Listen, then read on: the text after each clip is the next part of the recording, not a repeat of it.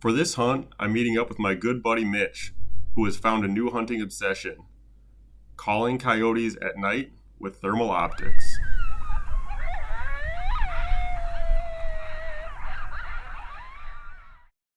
We check our guns for accuracy and wait for the sun to set. The plan for our first set looks something like this. We have a mostly open field area with a couple of draws running north and south. To the north of the draws is another open field and then a large bluff of timber. We have a southeast wind, so we walk in from the west to avoid our wind from blowing into anything we think might hold coyotes. Once we are close to the draw, we need to drop down the ridge to hide our silhouettes. If we stay on top of the ridge, they can easily see our movement. By dropping down, we can stand in a wide open field with no cover except for the hill behind us, and they can't see our movement due to the darkness. We place our call about 150 yards to the east, out of sight in the woods. Knowing the yotes, we'll try to get downwind of the call. This will put them right where we want them. Even if they come through the woods, they will have to pop out in the open to be downwind of the call, which they will want to smell before they can see. Our guns have a 200-yard zero, giving us plenty of area to cover. We will play a variety of sounds, like dying rabbits, coyote howls, and coyotes fighting to draw them in. A good plan and mental picture of the property is critical, as we will be walking in the complete darkness, often to a piece of property we have never been before. Some people will use red light as coyotes are colorblind, and either they can't see it or have a very hard time seeing it. That being said, we go completely dark after leaving the parking area, so there is no way to be seen. When we get close to our spot, we scan with a thermal monocular. Hot objects will be white and cold objects will be black. It's like flipping on a light switch and you never know what you're going to be standing by. When we feel good about our position, we then place the call, which has a wireless remote.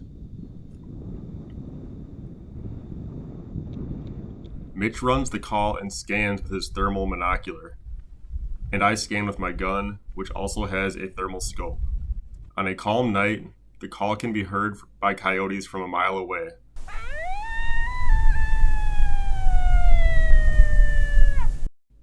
We give each call set 20 to 30 minutes. In that amount of time, they are either going to come or not. After about 15 minutes, we get some action. Oh, got a coyote coming in over here.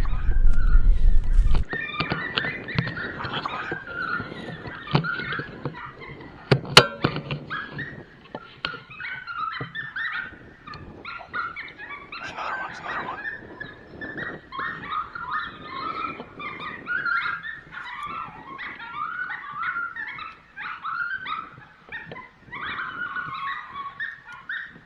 If you want to take the close one, go ahead. Count down. 3, 2.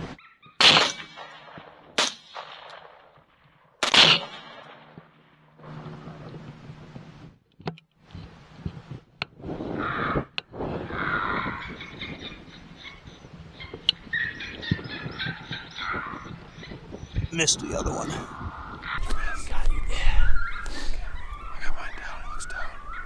Nice, dude. Nice. Finally got one. This will be my first nighttime coyote called in by Mitch the legend, the new legend. Hey, that sequence works. Yep. What cannot be discussed on camera, that was a sequence. They always seem smaller when you walk up to them. Yeah, this one's on the small side, but yeah. It's probably 20 pounds. Heck, I'll take it. Oh yeah, dude. Coyote. Dead coyote in the bag. Our first call set of the night is a success and almost a double. The coyotes came in pretty close to how we planned. My shot went about as good as you could hope for.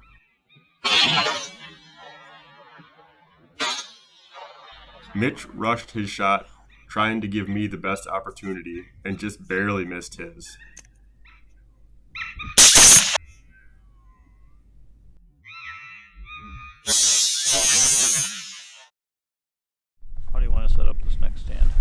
Yeah, I think we park down below, walk up to the trailer. Yeah. And then probably have to go down the hillside so we're not skylined.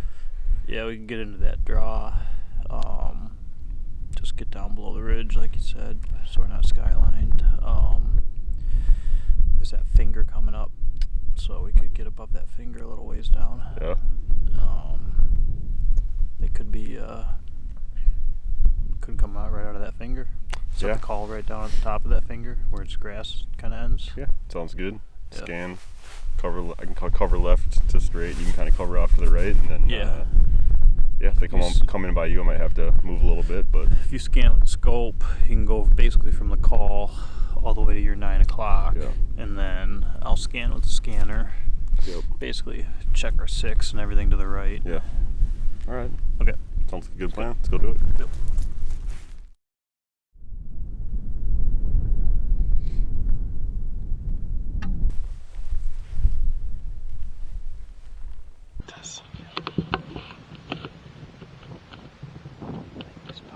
Yeah, I think they're moving on. You see any antlers on them? It's really hard to see with the thermal. Oh, okay. I'm just curious if it's like ambient temperature. I gotcha. There's a more deer straight left. Straight below us. Okay, I'm swinging over. Oh yeah, that's pretty close.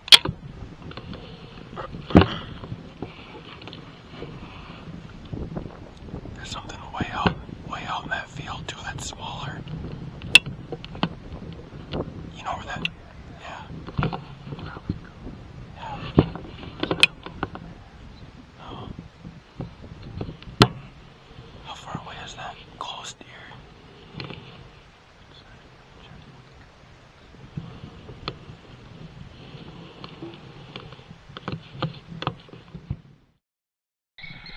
Oh, Ben, 3. Right on the ridge. Coming down the ridge. Coming right towards the goalpost. Yep, I see him. I'm on him. How far? Like 75. Go ahead and come down and take the far left. Okay. He's moving. 3, 2.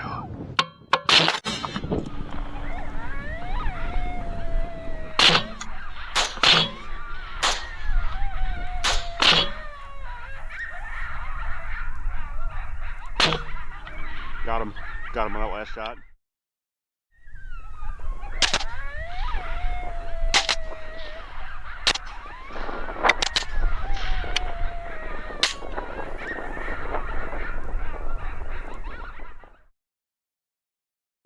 Our second set goes almost perfectly. Almost being the key word. These yotes totally neglected the wind and came right to the call with the wind at their backs. In the chaos, Mitch forgot to hit record on his scope, but luckily I was able to capture his shot in my scope on the bottom right of the screen. The second issue in this set was that my gun didn't go off when I pulled the trigger.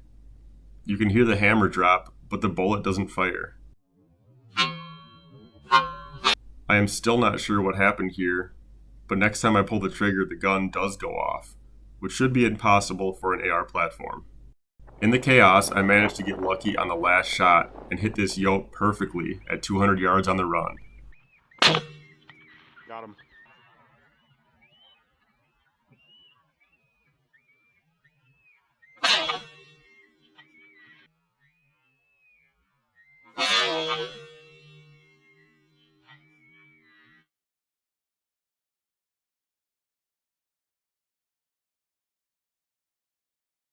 My dog on the call, and then we'll go get your dog. Sounds like a plan.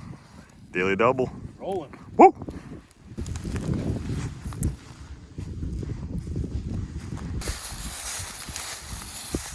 got you size-wise.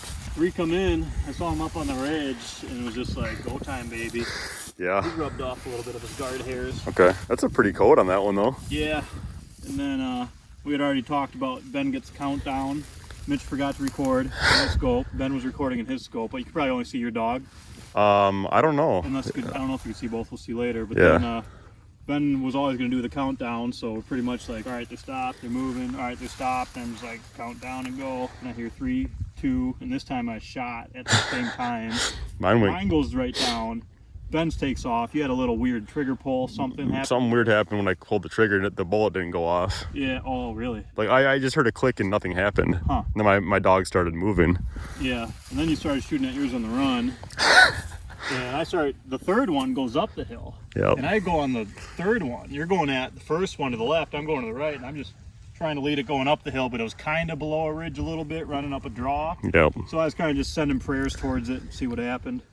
And you keep shooting at yours, and Yeah, down so, to your last shot, your fifth shot. yeah, I only had 5 shots because we're using up this one brand of ammo, and then we're going to switch to a different brand of Instead ammo. of putting all 10 in Yeah. the round, Yeah. only, all 10 in the mag, just had your 5. Yeah, on the 5th shot, I was like, I'm just going to lead this thing like 8 feet in front of it, and I pulled the trigger and absolutely dumped it over on 200 yards. 200 yards on a full run. Oh, well, congrats, Mitch. Hey, dude, we got 3 dogs Three- in the first 2 stands. Oh, let's go, baby. Well, give me some here. Yeah. Oh my gosh, let's pick them up.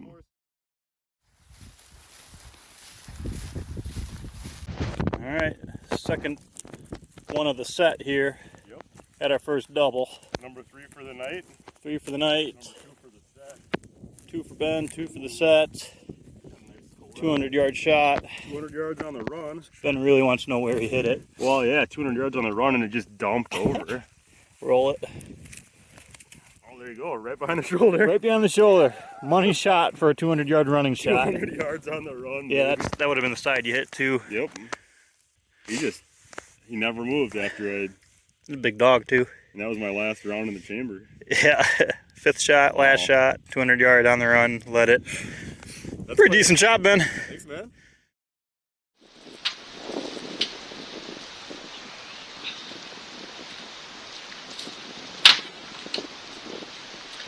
With 3 yotes in the bag from 2 stands, we hunt 4 more properties with no success and call it a night around 2 a.m.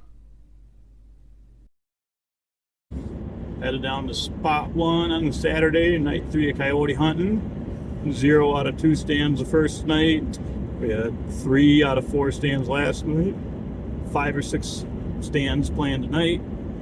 I don't know, we got any predictions? Just gonna leave it up to the coyote hunting gods, man. Oh, I think it's going to be good. I think we're going Conditions are good. to put down a few prairie poodles tonight, That would be nice. or at least get the opportunity. Yep. You know, Fun to call them in and pull the trigger. comes up to the marksman at that point. If we kill a couple and drop some on the run with our last shot at 200, it's just a bonus. Yep, it could happen. It could happen to you. You might even record it. Might even remember to hit the record button. Never know. And just don't keep not letting me forget it, and then I'll still make me forget. I don't know. We'll see. All right, man. Let's get them. Let's do it. For our first stand of the next night, we set up at the end of a row of tall pine trees, using them to hide our silhouettes. Again, assuming the yote will want to come in with the wind in their face to the call. When we turn on the thermals, we are shocked at how many deer are right next to us.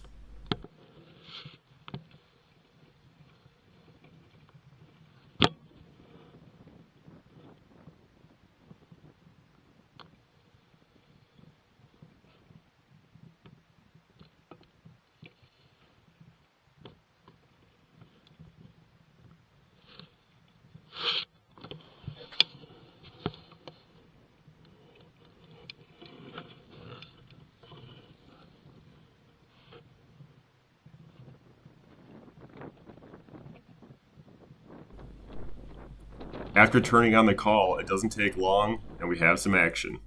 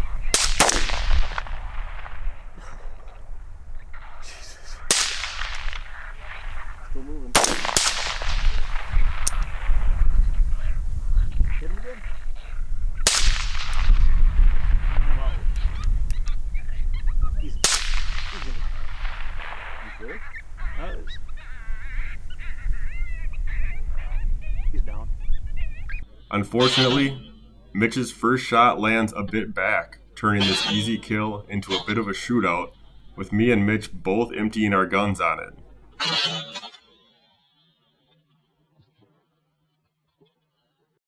This yote again didn't pay attention to the wind and came in with the wind at its back. This is usually a sign that they have not been hunted much in this area. Our next spot is a bit of a surprise. We walk in about 100 yards from the truck, and Mitch does a quick scan to see where we are. When he does, he spots a coyote just staring at us in the field. As quick as he can, he gets on his gun and rushes to shoot before it figures out what we are.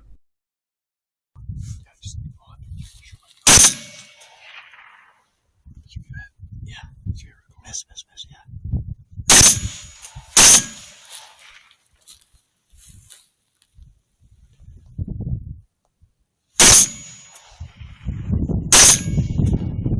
Unfortunately, the shot is just barely a miss and the yote gets away.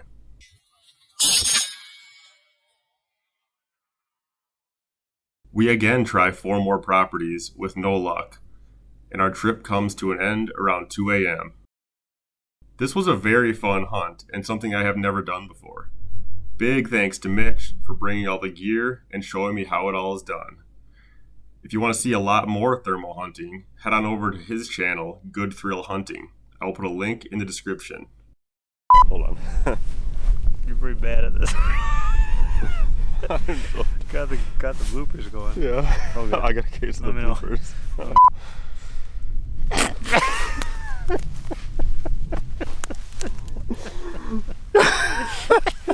It's like just 1 o'clock in the morning in the middle of the field.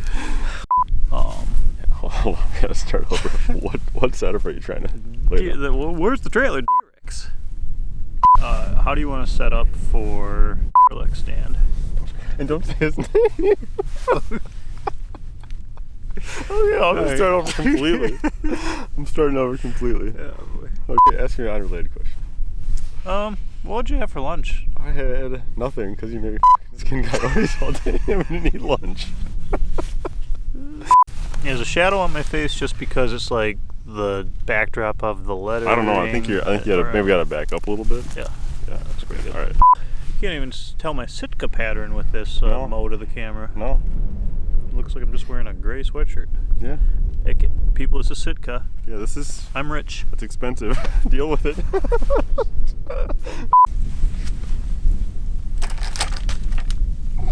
You forgot to remind me to record. I blame you. I literally said hit record. Oh, you did? Yeah.